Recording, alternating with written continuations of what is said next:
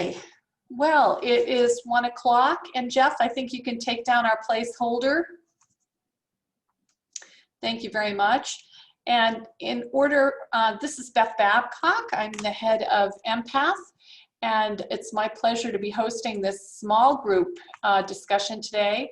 And I'm going to ask everyone to please put on your video cameras. It's very hard for us to have a meaningful small group discussion if we can't see each other. So I'm going to ask you to please do that if you don't mind. We don't care if you have your pajamas on or your favorite fuzzy slippers.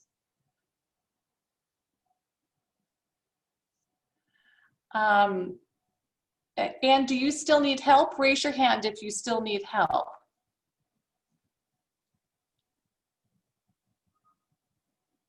Okay.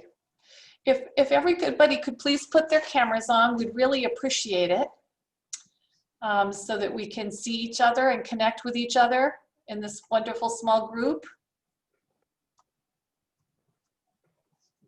Great. Okay. Jeff, do we have others waiting to get in? We're at capacity right now, so. Well, Anne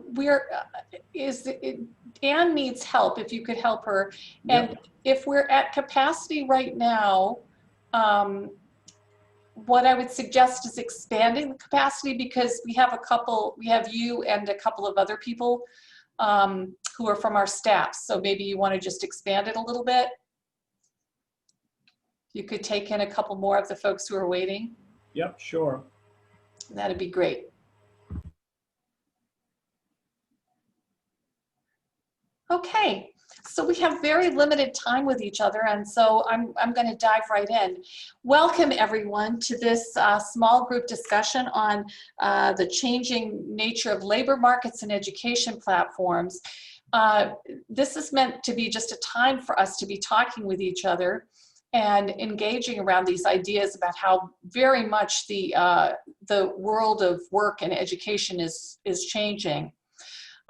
Jeff, I think we have Josephine down as 2 because she's got coming in by sound also as well as by video. So I think we can expand it for a couple more people, take them off the waiting list. And again, I'll just emphasize to everyone, please put on your cameras if you can. That would be much appreciated, so that we can all see and enjoy each other wherever possible. And I can see like my name shows up 2 times. So I am here as Maria Zavala Garcia, but then it's Maria Zavala down here, and I am guessing it's me again, so I don't know why. Well, what we can do is we can mark you down as just one person in and let some other people in as well, Maria. Thank you for telling us that. We can also eliminate the extra name there, which is, we can take off the screen as well. So anyway, today's discussion is supposed to be about the changing nature of work and education. And this is going to be a topic that we are going to be covering a lot in the conference. So I guess I'm going to start out by saying, in your reactions box at the bottom of your screen on the right-hand side, would all of you please give me a thumbs up if you are going to be attending the conference? Because I'd like to get a sense of how many of you are going to be getting information that we're getting at the conference and how many of you won't. So if you're going to be at the conference as well, could you please do the thumbs up sign so we will know how many people are going to be attending the conference too? All right, it looks like a few of you, not quite half of you. Okay, that's great, that's very helpful.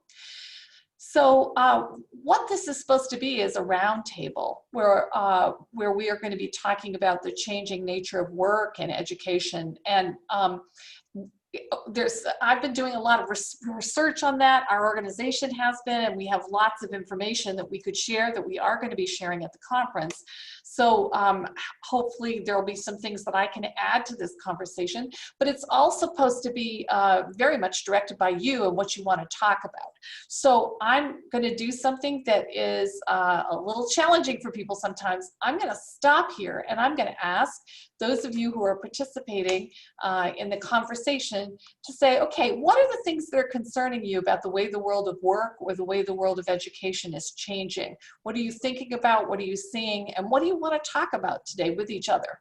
So anybody can go first, and it doesn't have to, it can just be something that's worrying you. It doesn't have to be some big new factoid that you want to share with everybody. My name is, I hear you, Marissa. Go for it. sorry. Okay, sorry. I thought I had somebody else. My name is Marissa. I'm with Career Path Services in Washington State.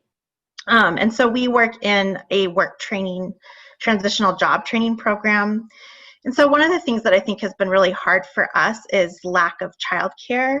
So there's just not as many openings, or a lot of places haven't opened back up. Or for people with school-age children, especially single parents, they don't have any help, and so it's hard for them to work when they're trying to manage school at home. So anybody else experiencing this? And if so, are there folks who want to talk about how they're dealing with it, if they have ideas? Maria's nodding. I can't see the folks who are not on the screen, so if you're nodding and you're not on the screen, please raise your hand and I'll recognize you, or jump in and just talk. But Maria's going to talk now. Thank you. Yeah, that has been one of the biggest barriers in most of the programs, especially right now with COVID and some of the childcare is closing, and we have families who have to decide if they paid someone to babysit their kids so they can go out to work, but then they are losing hours and get less paid. So it's just difficult. My sister works for PICA Head Start, and she was telling me, you know, it's a big challenge because they want us to be there to take care for the kids of the essential workers, but nobody's thinking about our kids, and we are essential workers too. So, you know, they want me to be there, but who's gonna be at home with my child? And he's gonna be distance learning. So it's this huge change, you know, that you cannot go one without thinking about the other. And another big barrier that I have seen is how this pandemic has changed in the way that people get a job. Like you can have a bachelor's and a master on something that is not gonna be recognized, or you know, you need different skills now. Different set of skills. So you think you are done, but no, you are again at the beginning. You have to figure out all those trainings and all those classes to be up to date with your education, but more with the skills that you are gonna need, because now here we are with bachelors and masters know how to get in a Teams meeting, you know, because technology wasn't my thing. But now I am forced to have meetings with clients, and I am forced to ask my clients to have a Zoom, to have Teams, when don't even myself know. Yeah. How to deal with that. Exactly. And, yeah. Exactly.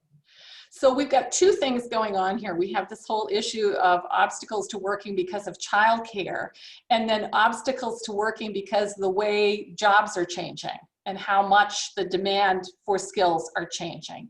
So I think both of these are really important topics. Who wants to talk about the childcare issues with any ideas about what's happening to you, or what are you experiencing with childcare issues? And if you have any ideas about how you're addressing childcare issues in your organization or in your community.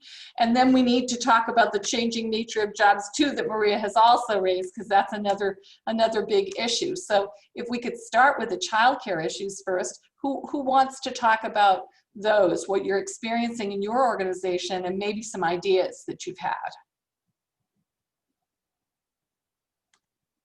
Yes, Anne, unmute yourself. Great. Yes. Yeah. Okay.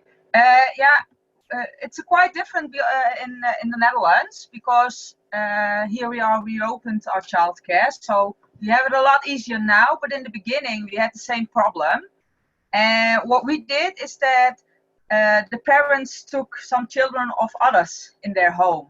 So one day, one mother took 4 children, so the other 3 could go to work, and that kind of thing. So we encourage them to do that. So, and we said, you have a problem, but that mother as well, and that mother as well. So if you combine the problem, maybe you can give a solution for that. So that's, I think, one of the possibilities, just a little thing to solve it. But it's difficult, yeah. We are very fortunate that the childcare is reopened in the Netherlands. Yeah. And so are the schools. My children are going to school again since June, so that makes it a lot easier for us. Yeah. And we've had mothers share childcare as well in some of our locations and programs, and of course that in the United States, because we've had so much trouble keeping our virus loads down, it's sometimes a problem for mothers to share with each other because they're worried about the potential for spreading the virus between different families. But we have had it in cases where mothers know each other very well, and where they know each other's, practices, and they're comfortable together. We have had mothers share childcare, and we've encouraged that in small groups where the groups remain the same, and maybe one mother does it one day and the next day, but the kids are the same kids each day, so that you have some stability. That's what I meant. It's always the same children, so it's always the same families. It's one circle, and our outbreak team says children have just a little spread risico. So that's. Yeah. So that's definitely something we're seeing our mothers do too, and also for supporting schoolwork as well. So having moms that can't do everything at once, sharing supervising homework or things like that too. But obviously it's not a good solution, and we would be very, very wrong to say that that it is fixing the problem. In the United States right now, women are dropping out of the workforce or are having to leave the workforce at 3 times the rate of men. And the major issue, the major problem that is driving that is the lack of childcare. The lack of childcare and the lack of students being in school, the responsibilities that mothers have to take care of children in school. And so this is a huge problem. For us, what we're doing is we have bumped it up on our advocacy work. So one of our staff, we're very fortunate that one of our staff is on the board of our early learning and care for the state, the board that oversees early learning and care for the state. And so we've really been very fortunate to try to do more advocacy for funding for expansion of childcare resources, whether it's paid in-home caregivers or whether it is folks who are, at the centers or opening centers back up and accelerating that. So if you guys we can't resolve this problem. It's a huge problem. It's a very big problem, and we can try to encourage families to help each other. But that's not ultimately it's a small solution to a very big problem. And so what we've been trying to do is we've been trying to do this change in advocacy. If you want advocacy resources that we've been using, or the passes, you know, the ways that we have been advocating, we can connect you to our advocacy leader, Chelsea Sadani, who could give you some ideas about the specific ways that we are advocating in our own state for resources and how our families are helping with that advocacy. Because our moms are actually active in the advocacy itself. So if we can help with that, or the exchange can help with that, just let us know. And I noticed that in our chat, we also have from Rosa saying, we're also seeing moms with stress levels and overall mental health. You guys saw that. And the mental health and stress challenges are huge. How are you guys trying to help your moms with their stress levels and with the kind of mental health challenges that come with all that moms are having to do right now? Have you got any special ways that you're dealing with all of that you think is helping or working? Does anybody want to talk about that? Yeah, Andrea, you look like you're trying to patch in here. Hi, how are you? Hi. I don't know, you can hear me? I can hear you, Yes. yes. Okay, I belong to the family partnership from Minneapolis. And yes, so many of our clients have so much stress between COVID with their kids, and everybody knows. And we did groups divided in Spanish and English speakers, support groups between the COVID. Was for about 2 or 3 months, and it was really helpful for them. They were talking about different. Yes, they do it via Zoom. We partner because the family partnership had different programs. So was our clients and different clients of different programs with the behavioral health. So it was very interesting and very positive. They really love it, and some of them, they want to have a therapy as well. So, Yeah. Andrea, what kind of things did you do in your Zoom sessions that seemed most helpful to your families? For each client, sometimes the approach is different. Especially if they are a Spanish speaker, that they have language barriers. So in that case, we had to speak in Spanish with them, but we had to interpretation, translation for them. And for example, in the bridge, we have include explaining so much each pillar as well. What is the impact in their lives? Now, we are, one of my clients and another client that is a Spanish speaker, and we see so many barriers and jobs changing, learning the languages, computer skills, because we are focusing, they also change the kind of jobs that they are used to do. Right. Mm-hmm. And you can see. Yes, said it. Sorry.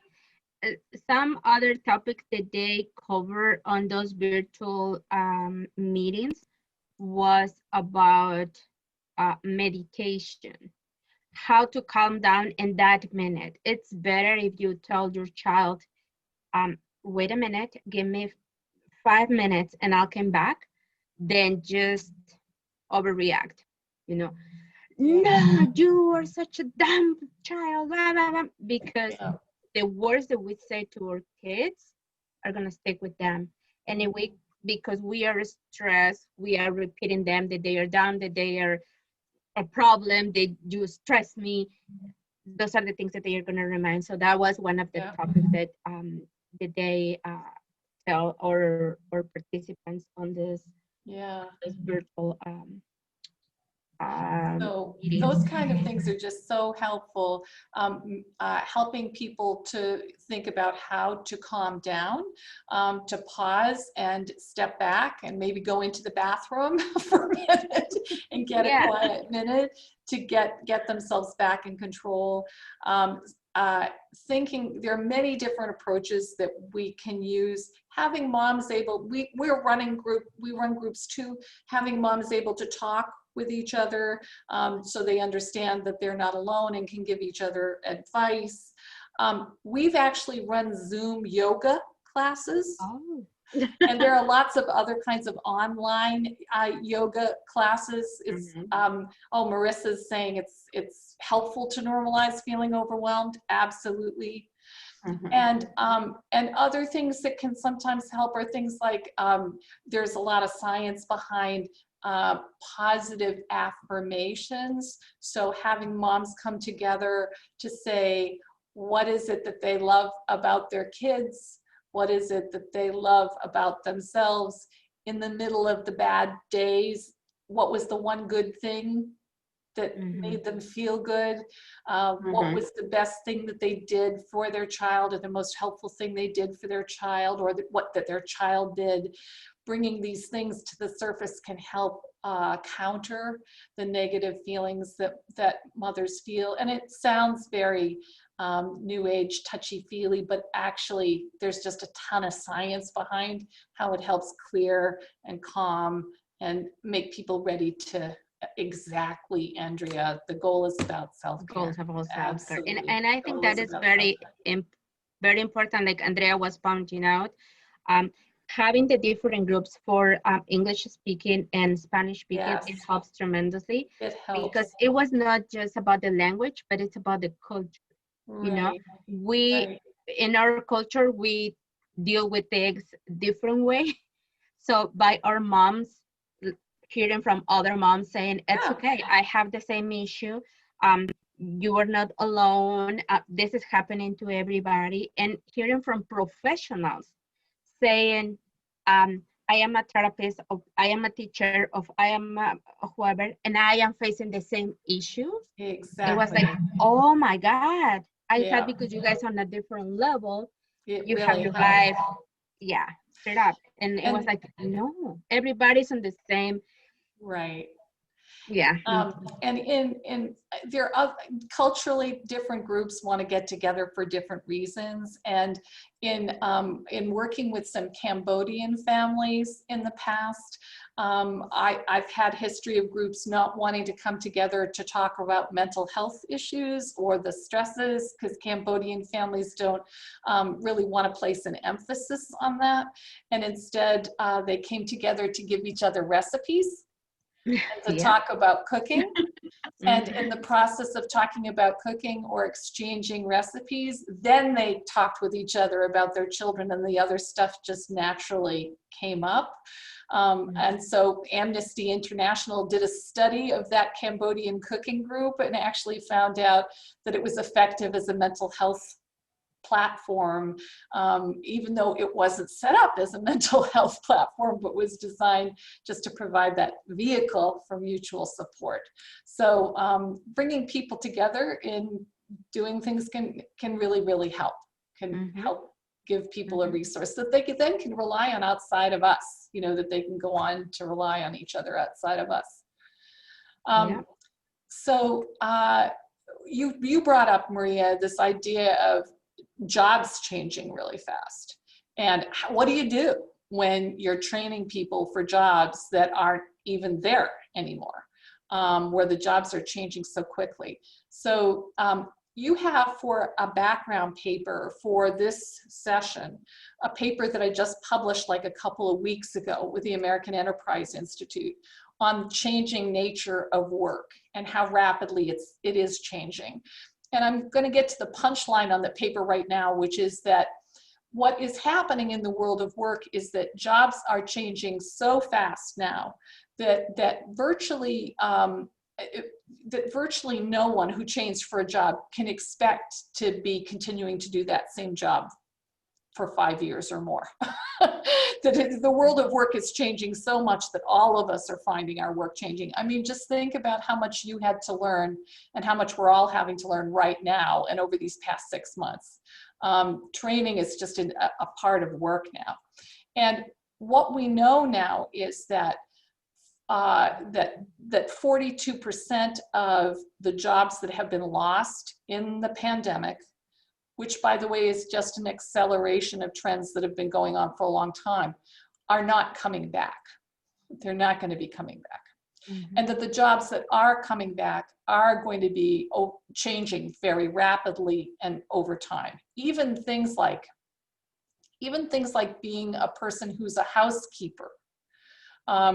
We have like a 60% increase in automated housekeeping processes in the United States being deployed in hotels and other places because of the pandemic. There's automation going on in all different sectors.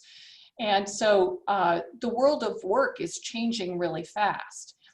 The jobs that we train people for now are not going to be there a few years from now. And so the question is, what do we do about this? How do we get people into jobs when everything is changing so quickly? And how do we help them once they're in the jobs, find their way into their next job or find their way to the skills that they need to continue to be employed? So I'd love to hear what you guys are doing, what you're working on those things of helping to keep people employed, helping to get them into good jobs that pay a family wage, hopefully, and then helping to keep them in good jobs so that they don't, get bumped out of the workforce when their skills are no longer relevant. So anybody working on that in your own organizations? Josephine. Josephine. I'm working on something, but I don't know where it's going to take our women. In our town, there is a new healthcare, like assisted living, dementia, long-term care facility opening. And it's under construction now. It'll be open sometime next spring. So I approached their human resource person and said to them, would they be interested in trying to create a program whereby there might be some of the women actually who could come in, so, the CNA or the light aid work, but create a program, but for those who aren't trained, that they would provide training, and with the understanding that it's going to be a progression. The idea is that the women come in and be trained, maybe they have minimal skills, but then there's going to be a ladder, and that's going to be built into the program, so that they, their incomes do rate increase, because that is certainly, an area that's going to grow. The population is aging, and there's, hopefully, I'm going to say we can't do anything about that. I don't know if we want to do anything about that. So we want to prepare people, not only to be able to take care of people, in a facility, but even in their homes if they need it. And so they seem to be interested. And so I'm waiting for them to get back to me to see exactly what it is that we can do. Yeah. I think, Nick, you want to add something to that, Nick? Yeah, if I could, please, Beth. Yeah, my name is Nick Hughes. I work at EMPath Services, doing a similar sort of thing, developing relationships with employers, whereby I set up internships with employers so that they can start training clients for jobs, and then they hire them on at the end of an 8-week training period where we pay their wages for 40 hours a week. And as the previous speaker mentioned, the healthcare industry is one that I work a lot in as well. So helping somebody get their CNA and HCA license while they're in the program, so that when they leave us, they have the marketable skills and qualifications to help them progress in their career and move on. And I find just looking at different industries and making different connections with different employers, using the internship as a means to get the connection, is something that has been fairly successful in the work that I've been doing. Does anybody want to ask Nick more about this, or have ideas? Ask Nick some more questions about the details on this. Well, Nick, I think what you and Josephine are both suggesting is actually pretty important. I think that that we need to be increasingly looking not just to build relationships to employers, but to build relationships where we can have internships, we can help with the bridging into the workplace, and also where the jobs themselves are jobs with employers who have a propensity for retraining, where they themselves see connecting to employee as not something where the employee is disposable, but where they feel as though it's worth it to them to invest in retraining. We've done some work because retraining becomes crucial. We've done some work with the head of HR for Fidelity here in Boston in looking at the kind of evolution of work. And at Fidelity, what he told me, his name is Rajan Rawadwa, and what Rajan said was that when he first started working with Fidelity, maybe 15 years ago, they would think they had to really do a major investment in retraining their employees in about every 7 years that it would take them. 7 years ago, that was down to every 3 years. And now his HR budget for Fidelity employees is funding major retraining, reskilling for these basically mostly white collar workers every year. That there's constant retraining going on. And he's really emblematic of what's going on in the world of work. That there are companies like Amazon and like others that really are, Google, are investing in retraining their own employees. And it's helpful to make those pathways in, and especially with employers who are thinking that they want to continue working with their employees to retrain them. Because, so we had a comment about that too that blasted past my screen, and I don't want to miss it. Sandra. Did everyone see Sandra's comments? Sandra said at the Women's Resource Center, they're providing scholarships and opportunities to go to community college and connecting with apprenticeships. And here you see this idea of an organic relationship that's designed to work with people over time. And one of the things that is really important is, I would ask you now, there's this thing called Burning Glass. And Burning Glass is a business research company that basically has an artificial intelligence thing that scrubs all the job openings in the United States. So all the job listings on Indeed and any Monster and anywhere, they're going through them and crawling through them and collecting data about those job openings all the time in a constant way. And Burning Glass published a few months ago a paper on what were the top 3 skills that job advertisements had in them in the United States right now. And what were they looking for? Well, they were looking for people with artificial intelligence experience. They were looking for people with automation and automation programming experience. And the third one was, this is the interesting thing, executive functioning and self-regulation skills. Does that sound familiar to you guys? That's what mobility mentoring is designed to produce, is people who have good executive functioning and self-regulation skills. And what do we mean by that? We mean self-regulation, meaning the ability to understand and have high-level interpersonal skills, right? The ability to work with others, the ability to work in teams, the ability to lead teams. And then the second thing is the executive functioning skills, the ability to solve problems, the ability to think creatively, innovatively.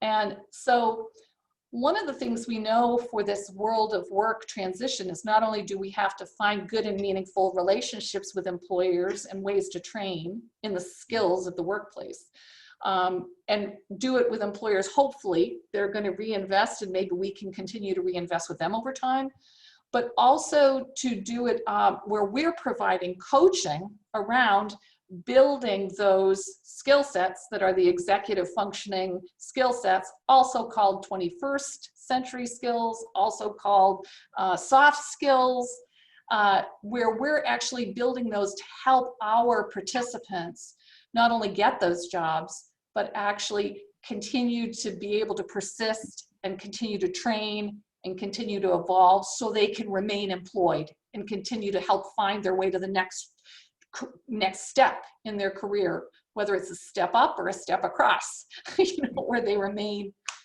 employed. So I did a little more blah blah about this than I need to. Yes, Helga's saying in the Netherlands, the national government is stimulating quote unquote lifelong learning by offering crisis program Netherlands Earns. And you'll hear that we're talking about this in the United States, thanks Helga, as lifelong, the potential for actually having lifelong learning accounts. So you're going to hear more debate in the public policy arena about lifelong learning accounts as a way to fund this ongoing need to have the ability to train and retrain to stay relevant in the workplace. So I don't know if people have questions about any of this stuff, or you want to talk about it. You want to talk about it more? Anybody? Okay, I can't see all of you on screen. Yeah, thank you, Rosa. I'm glad that it's good information. I think that the thing that's also important for you to know is that we, in doing our mobility mentoring coaching, obviously we're doing things like trying to coach people into jobs and help them get training and get through training into jobs, and helping to give them the resilience to keep, and the problem solving to take care of their families and to do everything at the same time. Coaching around those skills is not only helping to give people the real world steps, but is giving them those real world skills. And they're now in the United States, those problem solving, decision making, priority setting, interpersonal kind of skills. The coaching is all about that, as you know. Employers are screening for those skills, are screening for them, not just in interviews, but Indeed.com gives tests on those skills for employers. If employers want to have their employees tested before they even get an interview on their abilities to do problem solving, their abilities to work through how to handle interpersonal problems, Indeed now offers screens, tests on those things as a way of screening out and screening in petite people who could get jobs. And so you can see your ability to coach participants and work with them around these skills is going to be increasingly crucial to their success in these training programs, but also, even more importantly, their success at staying employed and continuing to upskill. So we've got lots of comments in the chat here. Yes, Rosa says, I've seen them. Yes, yes, those tests do help applicants, and applicants who've been coached in particular stand out from others. So Helga, you wanted to chime in. Yeah, maybe it's useful. We have a separate program connecting to this conference for our Dutch members. And one of the presentations this week is on the House of Skills, which is developed a couple of years ago in the Amsterdam region. So it's very successful, and they teach all kinds of people, youngsters who have difficult finding a job, but also people who are unemployed when in a later age. So I will make sure that we send the English presentation from this lady to the network, which might be interesting. And another thing is, I don't know if it's familiar in the States as well, that we also work with, they call it certificate on based on experience. So if you don't have a diploma from an education, it's a kind of testimony that you have done some experiences elsewhere to help you be more interesting for employers. The United States is also moving increasingly, it's not happening very fast, but it's a trend we expect to accelerate. And that is moving away from degrees as a credential for getting a job and moving to certificate or experience as a credential for getting a job. So it's not happening to a significant degree right now, but you'll hear from some of the speakers in the conference that it is expected to accelerate. I was going to raise that point. That's really interesting, Beth, because, you know, I'm old enough to know that the certificates, I think in New York State used to have a program like that, maybe 35 years ago. So it's interesting that we're going backwards to what used to be, because I was going to raise the point in terms of that especially when you were talking about Fidelity, I can't imagine Fidelity hiring anybody who doesn't have a college degree. They hire mostly people with college degrees, and yet those people with the college degrees have to be retrained because the world of work is changing so fast. In fact, there's a very interesting study that was just done a few months ago by some professors at Georgetown, I think. I can get you the paper, that basically said that individuals who are in the sciences and technology who get applied degrees, so, you know, get an engineering degree or something like that, where you come out with a specific skill that you know how to design something in a certain way or build something in a certain way or do some kind of applied biology work, like are actually their value of their credential coming out of college pays them more at the beginning, like when they first get out, than a person with a general liberal arts degree. But they actually drop out of their applied profession at twice the rate of folks who go into the same kind of areas of work with a general degree. Because the general degrees have a tendency to cause people to adapt more, to evolve where they go in the workplace, and the applied degrees, the work itself changes. That's interesting because, you know, if you go to any guidance counselor in our high schools, and parents, they are not at all interested in kids getting liberal arts education. They want them to get educations where they can get a job as soon as they graduate from college. Right. And the same is true with community college degrees. Applied degrees in community colleges also have a shorter shelf life than general degrees do. So question is, how do we get the guidance counselors and parents to think seriously? Because our parents are, you know, if they're lucky enough to get a guidance counselor who really pays attention to them, but if they do, they are definitely going to guide them toward away from a liberal arts degree. So how do we coach our parents? So one of the foremost people in the world actually on this whole area is a fellow by the name of Eric Brynildson, who was the head of the Center for the Digital Economy at MIT. And he and his partners have been writing about the changing world of work and education and these credentialing processes and all this stuff for quite some time. And Eric is speaking at our conference on Tuesday, as is one of his PhD students who's working in this area on Tuesday. And you'll have the opportunity to ask them questions. They're going to do a question and answer session. And also speaking at the conference on Tuesday is Luke Tate. Luke Tate is the head of innovation for Arizona State University, the largest public institution doing online learning in the United States. Okay. And he is going to talk about the changing of this credentialing and education and degree processes and online learning. And you'll be able to ask him questions as well. So I'm afraid that we have to wrap up our session here. We're coming at the end of our time, but there will be time for you to follow up. So I encourage you to come to Tuesday and attend those sessions. There will be more information there.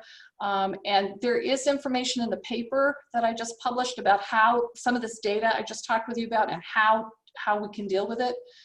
And I would say the bottom line is for you to know that coaching that combines real world work and helping people make real world moves in career and training coupled with coaching for these executive functioning self-regulation skills, these 21st century skills that are now most in demand by employers, doing these things together is turning out to be absolutely crucial to deal with this crazy world of work that we have right now, and is one of the answers for how to deal with it.